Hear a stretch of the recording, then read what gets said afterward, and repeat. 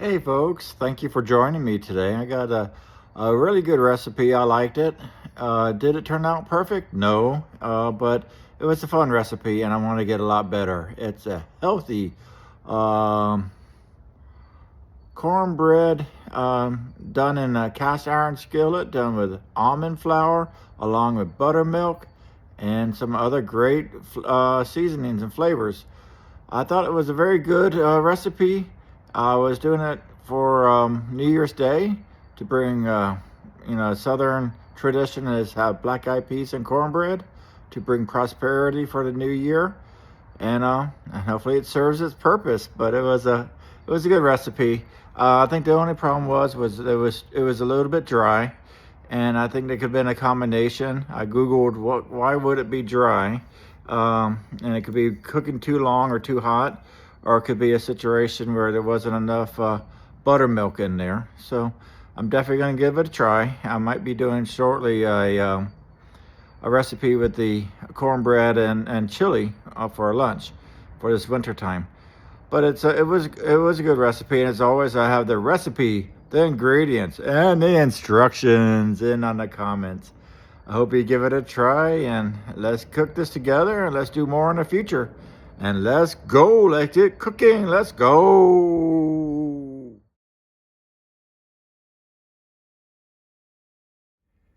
All right, folks, here we go. We're doing a Southern cornmeal plus almond flour skillet cornbread. This is gluten-free, low carb, and naturally moist. Why it works? The almonds flour adds healthy fats and moisture, while the cornmeal keeps the classic Southern flavor and texture, and the cast iron gives it those golden crisp edges to make the cornbread unforgettable. So the ingredients for the cornbread, which about 8 to 10 slices, will be 1 cup of stone cold cornmeal, yellow or white. I did the yellow right there. Then we're doing half a cup of the almond fine blanched, works best. This is the blanched super fine almond flour. Great value from Walmart. Great price, great product.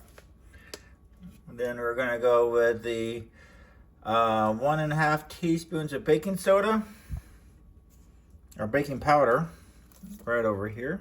Got some new baking powder. It's Glaber girl. And then a half a teaspoon of the baking soda, pure baking soda, Arm & Hammer. And then we're gonna do some salt, about 2 3/4 teaspoon of salt. Almost out, but I got some more. All right, and then for the wet ingredients, we're gonna have the large eggs, 2 large eggs. I got grade A large eggs. And then we're gonna do 3/4 cup of the buttermilk, right over there. Then we're gonna do, or you could also use half a cup of plain Greek yogurt plus water and some water, but I'm using buttermilk. My dad always used buttermilk on his when he made the cornbread. Then 3 tablespoons of maple syrup or honey. I think I might do the maple syrups. This is optional, keep light for Southern style. And then 3 tablespoons of the melted butter or avocado oil, which I have right over here. All right, the instructions is we're gonna go ahead and preheat the oven at 425. We're gonna place the 10-inch cast iron skillet in the oven while it heats. And this step is important, is key for crispy edges. They're gonna mix the ingredients in a large bowl, whisk together the dry ingredients, and then, which is the cornmeal, almond flour, baking powder, baking soda, and salt. And for the wet ingredients, we're in a separate bowl. We're gonna put them together, the eggs, the buttermilk, honey or the maple syrup, and melted butter. Then we're gonna combine the ingredients, the wet ingredients into the dry ingredients. Stir gently until combined. Batter should be thick but pourable. Rest on the batter for 5 minutes. This is to let the cornmeal hydrate and prep the skillet. Carefully remove the hot skillet from the oven. Add 1 tablespoon of fat. Swirl to coat the bottom and the sides. Pour batter into the sizzling skillet. You should hear a light sizzle. Bake on 425 for 18 to 22 minutes. Top should be golden, crisp edges. Toothpick in the center should come out mostly clean. Cool and serve. Let sit for 5 to 10 minutes. And slice and warm. All right. So we're gonna go ahead and get going, and we're gonna get this nice and cooked up and ready to go. Let's go, folks. All right, let's go ahead and mix in the dry ingredients. I got the 1 cup of stone ground cornmeal. I did the yellow one, put that in here. And then let's go ahead and do a 1/2 cup of the almond flour. Beautiful almond flour. Let's go ahead and do 1½ teaspoons of the baking powder. This is 1/2 teaspoon, so 3 of these. 1, 2, and 3.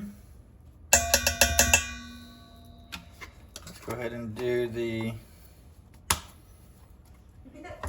Arm & Hammer, the baking soda. Let's get this cleaned off. And we're gonna do 1/2 teaspoon of that.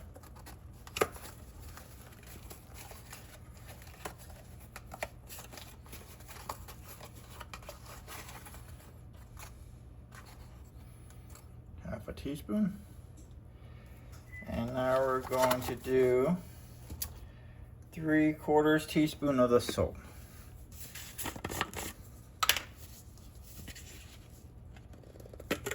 And this is almost done right here.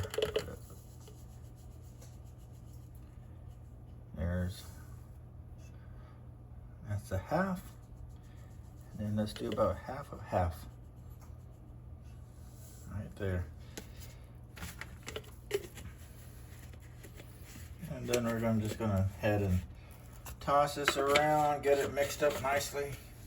And then we're gonna come back and do the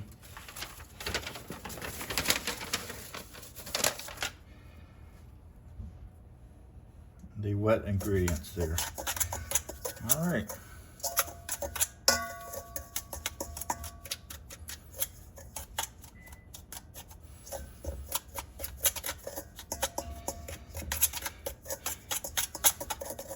Very good.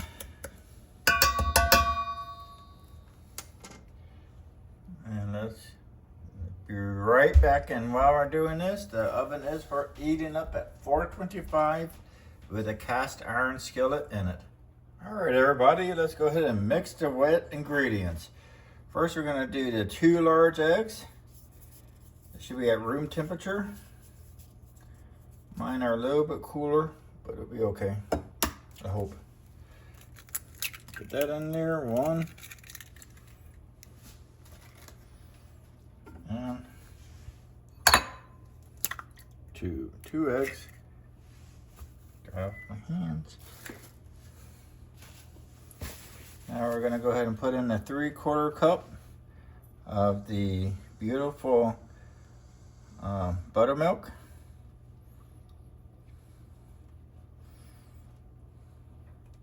I don't use much buttermilk besides this, so I was like, well, maybe I could have it for my creamer. I've never thought about that, but I tasted it, and it's definitely not a good thing for the creamer. But don't want it to go to waste, so I gotta figure out, maybe there's some other stuff I can do with buttermilk. Let's go ahead and let's add in the 3 tablespoons of the honey.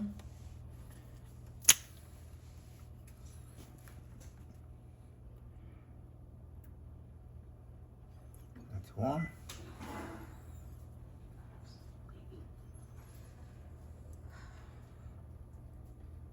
2,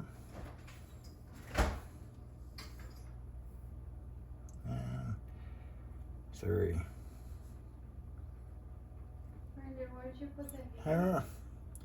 Here we go. Let's go ahead and get in the, lastly, let's go ahead and get in the avocado oil. We're going to be doing 3 tablespoons of avocado oil. There we go.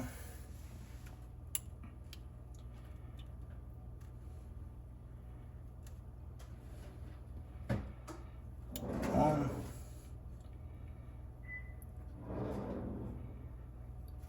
2,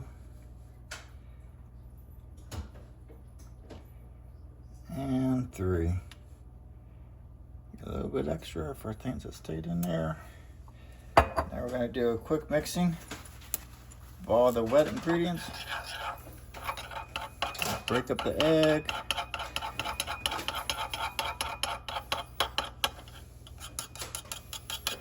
Here we go. Doing a good job. Mix it all up.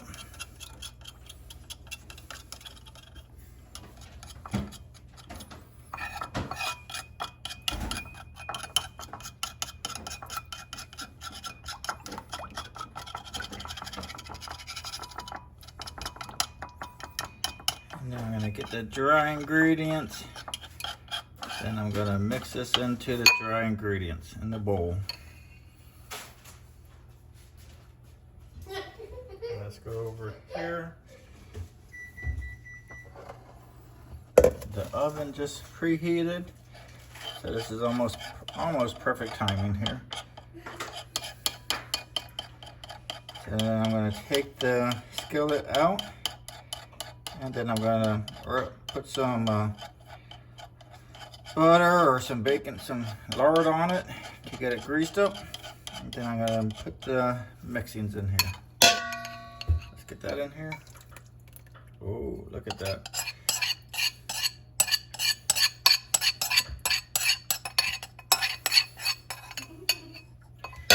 All right, let's go ahead and mix this all together here. And when we get back, we'll go ahead and put this in on a skillet. Let's go. All right, just a warning, this skillet is very hot, so you gotta make certain you use the proper tools to pick it up. You can see I greased it up on the inside. Now we're gonna go ahead and add in the cornbread. Hopefully you hear a sizzle. Oh, not really. A little sizzle. All right, I'm gonna go ahead and put that in there, and I'll be right back to put it in an oven. Let's go. All right, let's go ahead and get this in the oven. Make certain you're using oven mitts because it's hot. I just picked it up without the oven mitts and I burnt my hand. It's not fun, but it's okay. We'll make this great cornbread. Let's go ahead and put that in there. I'm gonna do about 18 to 22 minutes. I'm gonna do mine at 20 minutes. Let's go, folks.